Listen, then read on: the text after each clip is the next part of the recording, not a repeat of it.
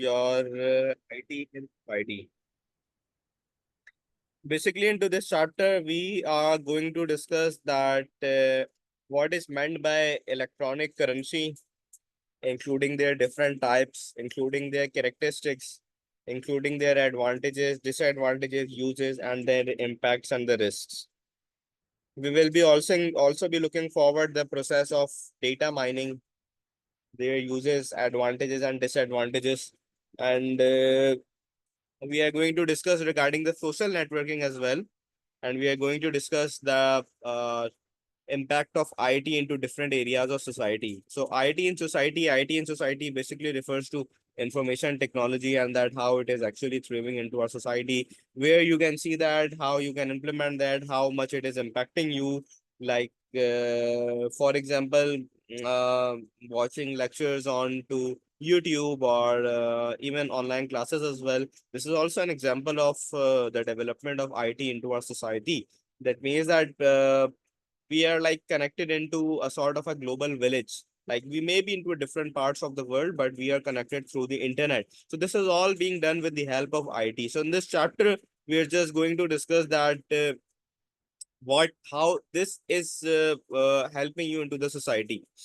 So, as per the introduction of that, we already know that it has become an integral part, an important part of our society, and some might would argue that it would be definitely difficult to imagine a society without it. Like, for example, you can imagine it yourself. For example, if you do not have WhatsApp, if you do not have your mobile phone, if you do not have our bank account, so life would be quite difficult. It would be definitely difficult for me to communicate with each other, and our life would have been totally be changed about how we spend our money and how our data is stored and mined or how we communicate with each other. So all of this has been made easy by information technology, which means IT. So the first area, that is an electronic currency. So what is an electronic currency? This is basically a payment method that occurs in a digital form. Like I can say that electronic currency or just give me a minute.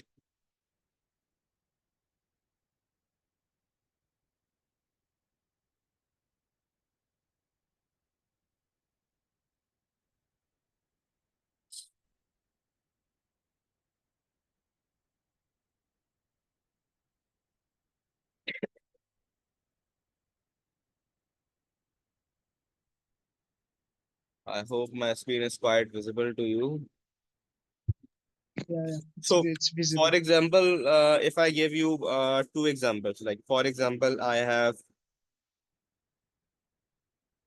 my currency that is in paper form or that is in your hands. And similarly, if I give you an example of currency that is in electronic form, that means that either into bank account or anyone. Can you explain me the difference between both of them? Like, what do you think? Like, if it is in the paper form, how things are going to go, and if it is in an Uh, electronic form, advantages and disadvantages. Any idea that you have right here? so with paper form, it's physically. You do the exchange physically, while in electronic, it goes online. Okay. How, yeah, yeah. Anything else? And um, Like, do you think that it is quite safer to carry a large amount of cash, or we can simply have our debit cards or credit cards? yeah, I think our money can be stored safely in Yes. electronic compared to Yes, paper yes, form. definitely. It would have been quite difficult for me to carry a large amount of money. So it is relatively easy for me if I have stored that into my debit card, into my electronic card. So it would be easier, it would be safer for me. Mm.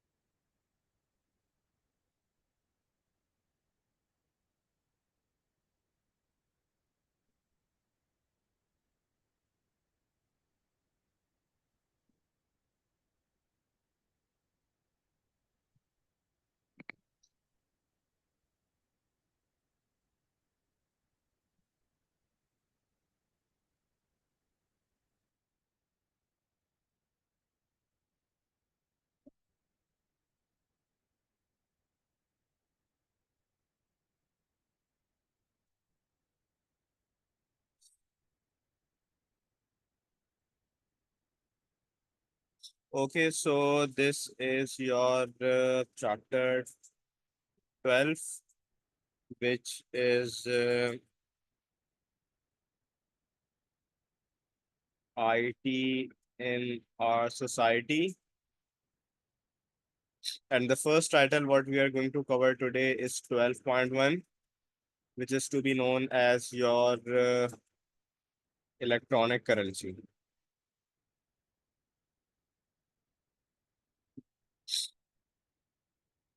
Electronic currency is basically an example of a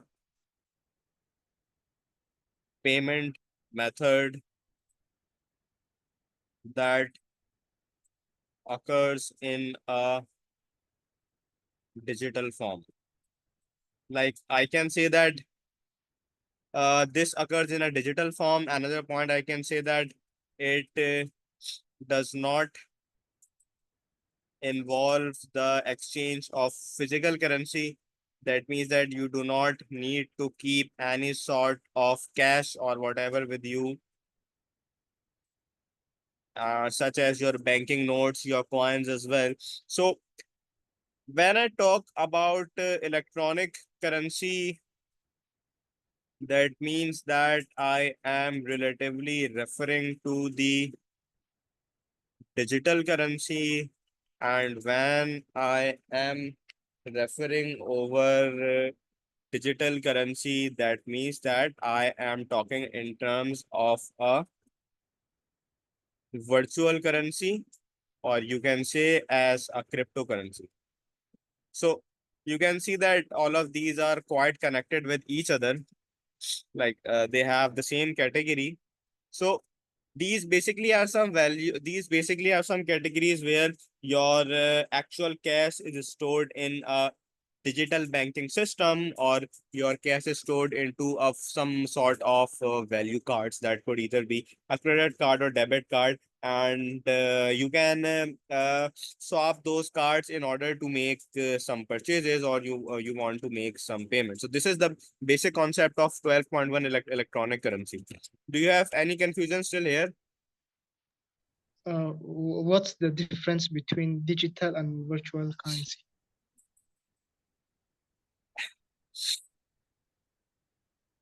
The next thing that we need to discuss right here is so the first thing should be clear that what is an electronic currency. Now, the categories that come inside this is a digital currency, and what is that? A digital currency is basically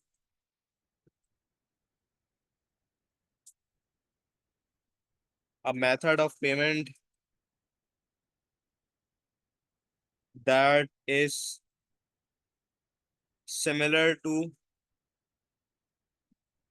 paying coins and banknotes. Like rather than exchanging rather than exchanging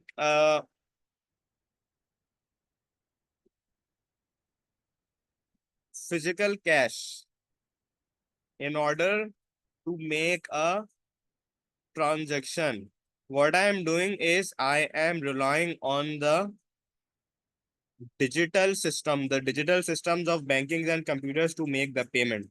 So there can be several different forms of digital currency as well. Like for example, I can give you an example of a credit card. I can give you an example of mobile phones. I can give you an example of either smartwatches as well. So this is basically some examples of a digital currency, or either I can say electronic wallets as well.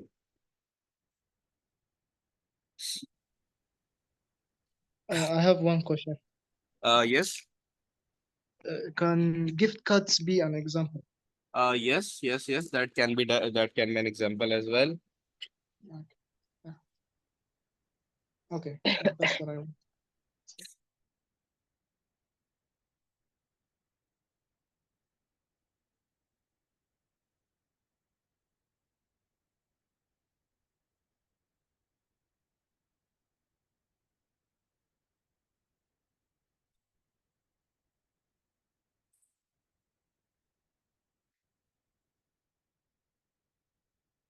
We can also use credit cards with the card payment machines, and we can swap them. Like if I give you an example of a credit card, they basically have a magnetic strip with them. Like credit cards have magnetic strip with them, and when I swap it, it makes my transactions, or if I want to have some contactless payment, it can either be done just by hovering over it of the machine. So, in all of these cases, I just mean to say that the data that is stored on the card is being read by the computer. That means that the data or the information that is contained into your user's bank account. Like, for example, if I have a bank named ABC and ABC has a customer named as Mr. No, and it has given him the credit card. So whenever you scan this credit card of Mr. No, it redirects you to the bank as well. And now that's how a transaction is made, because it basically locates the user's bank accounts, and then that correct sum of money is deducted from the user's bank account. So I hope this is clear as well. Another form of digital currency that is similar to a credit card can be a value card as well, like just as you said right now. And I can use these value cards because they provide you with some value made things as well.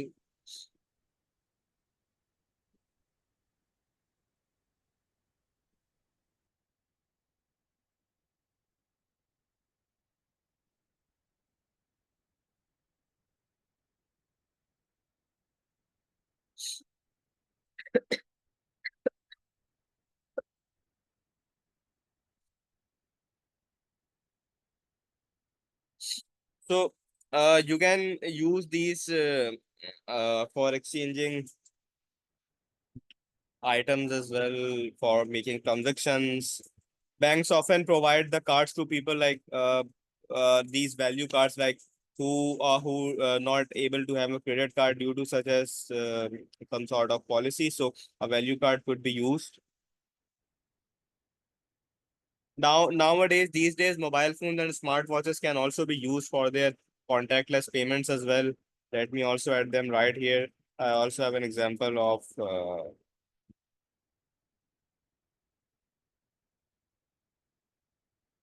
oh, that's already done. So moving on.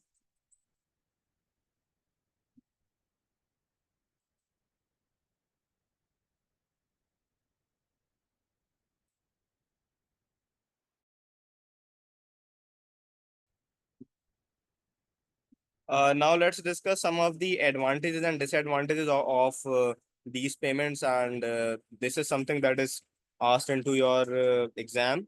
So you need to remember this. So just in case if you have any question relating to this, so you can reply to that. No, no, sir. It's everything's fine.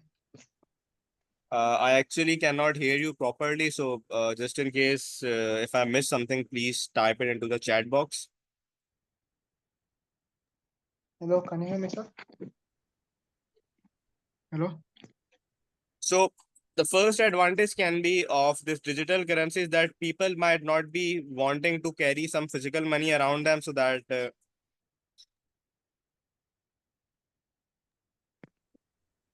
Hello, would sir. be quite handy for them.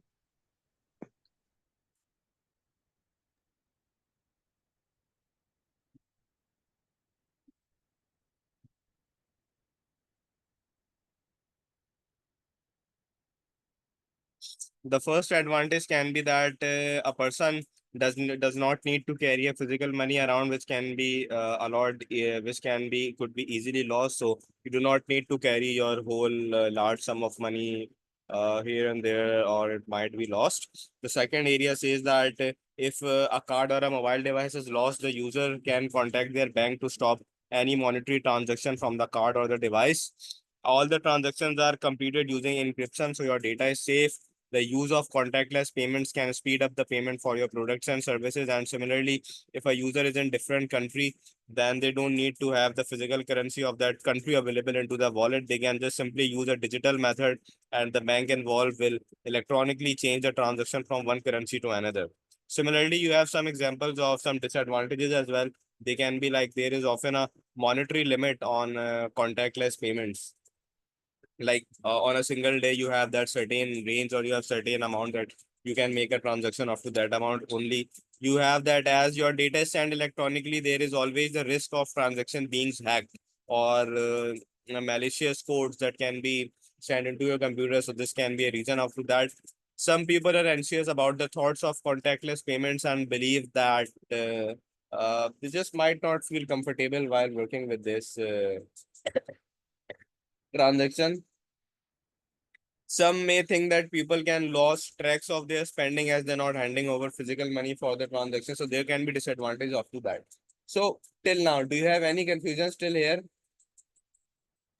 No, everything's fine. Perfect, perfect.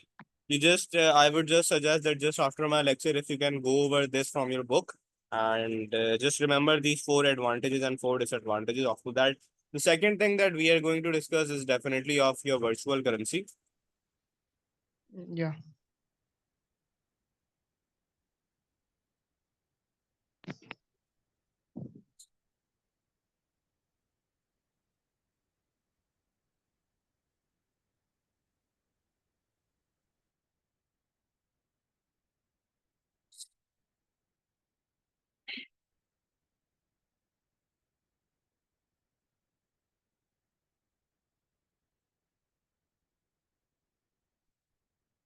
So virtual currency, any guesses? Like what is it?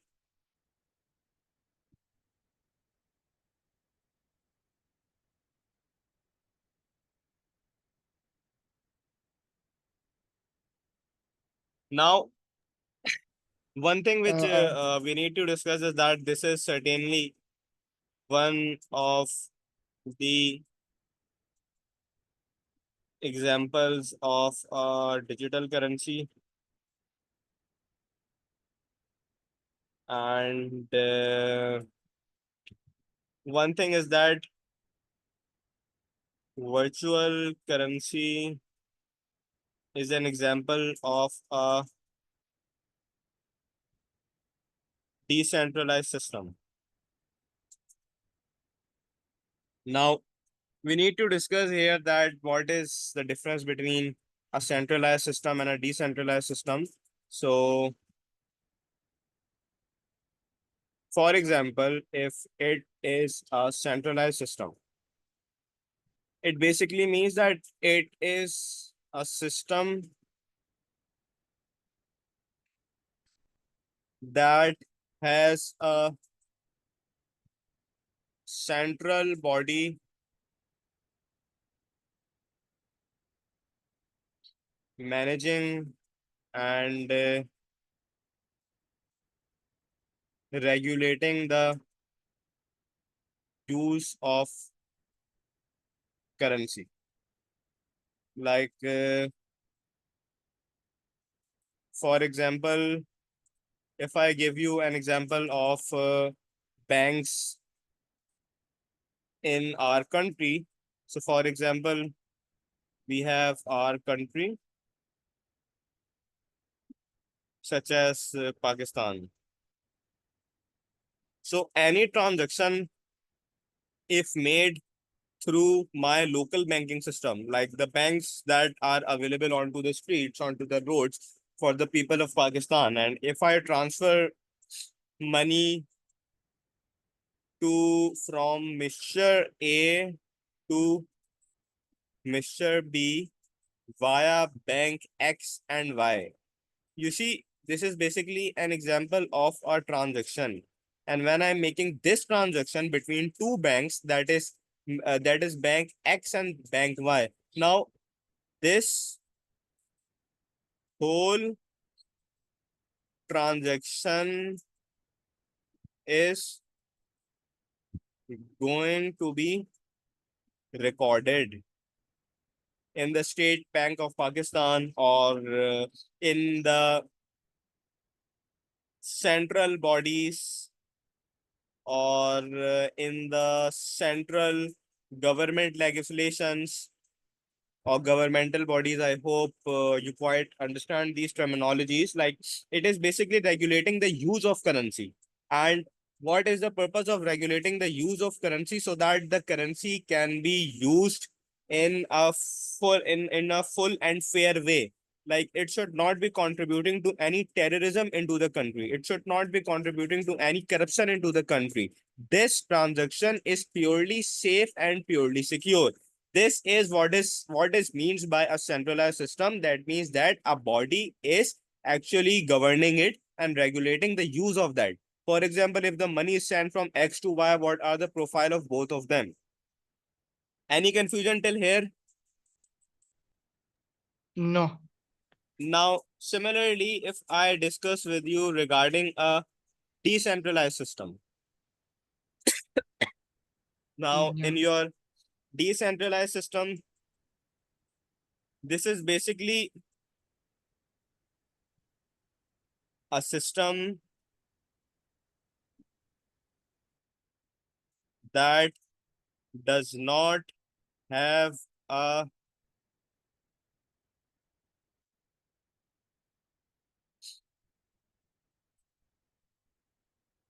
central body managing the process. Like, now it has no regulation, there is no governmental restriction or policy onto this transaction, and there is no governing body as well that is maintaining this transaction. Now, for example, if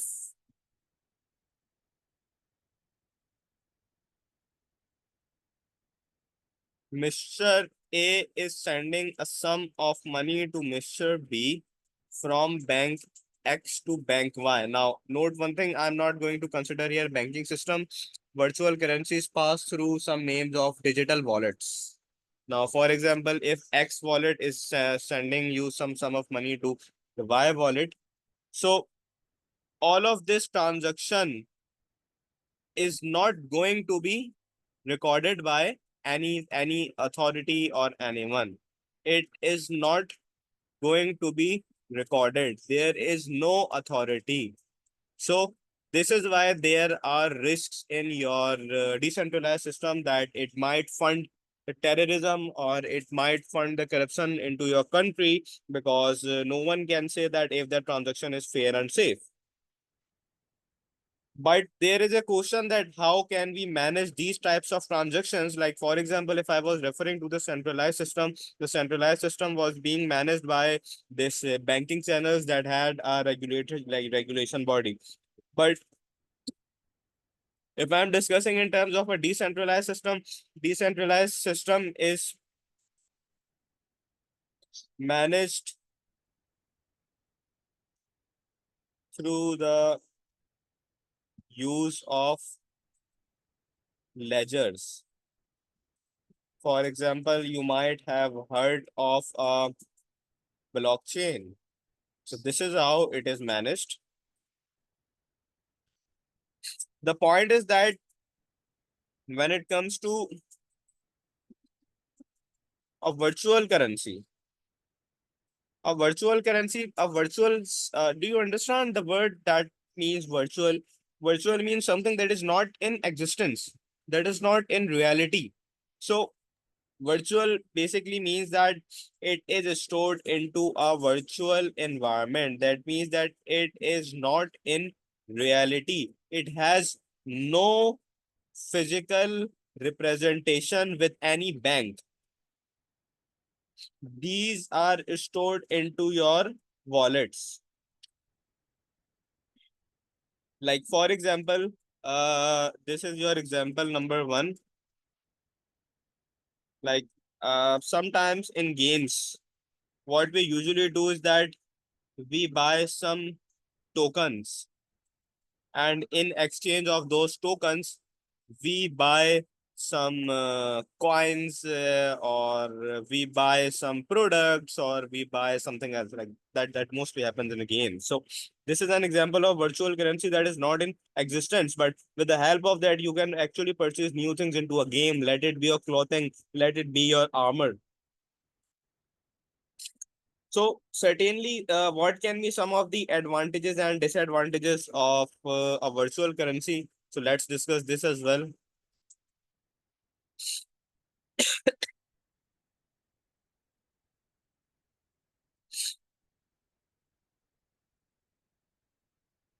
I can say that the first advantage when it comes to a virtual currency,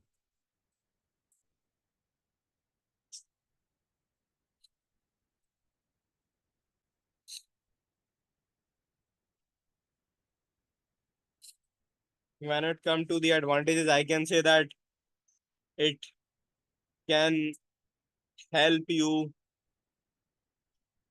personalize a game or application.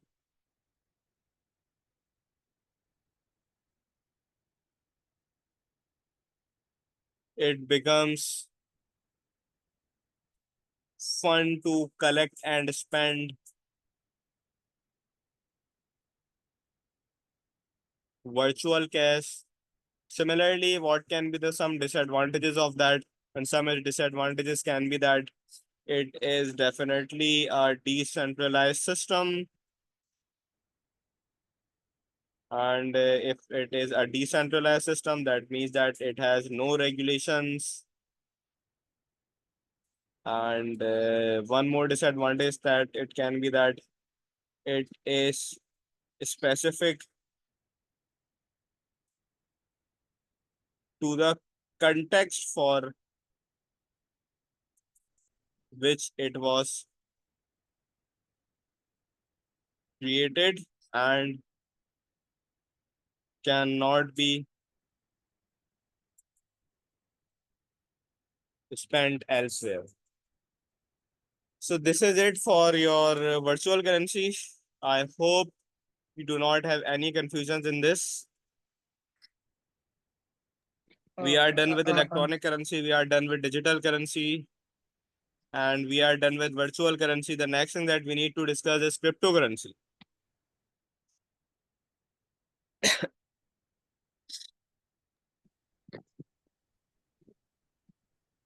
Sir, Yes. I have a question. What does ledgers mean in virtual currency? You have mentioned it in an example. Whenever you are transferring money from one person to another into a centralized system, you have your banking channels. But when I discuss in terms of a blockchain structure or in terms of ledgers, so ledgers are basically some sort of a system that transfers money from one banking channel to another. Like, for example, this is an example of a blockchain structure, and you can see here that you have different ledgers. Now, these ledgers are to be noted as your number of individuals that are present into a transaction, and they are connected with a node. And all of these are nodes are connected with each other, and that's how a transaction is formed into a decentralized system. Now, this Okay, is that what it okay, does means with a ledger. okay, okay. Thank you. Any confusion in this? No, yeah, I'm fine.